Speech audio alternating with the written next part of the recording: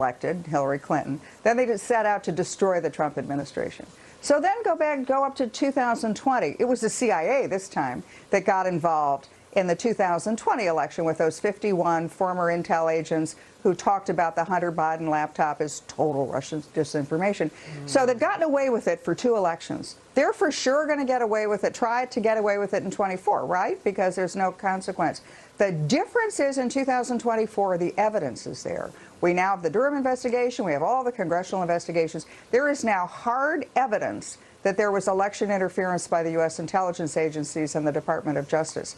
They've got to be terrified, those individuals have to be terrified that a Republican president comes in the 2024 election with a Republican attorney general, investigates them and charges them all with the crimes they've committed over the last 8 years.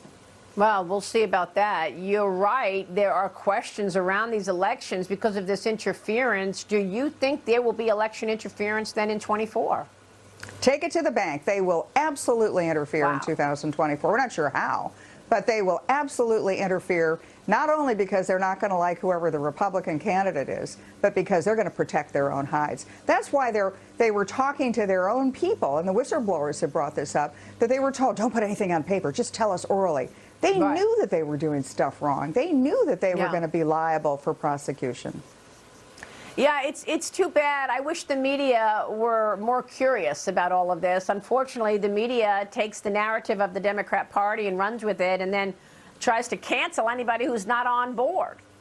Well, they're in the same position. They can't possibly admit they were wrong because that sort of it just undercuts their whole reason for being. So they're going to continue to have the fake narrative, and they're going to continue to cover up and pretend that nothing bad went on. I mean, they're all in it together. This is what the terrible thing is. These people are selling the country.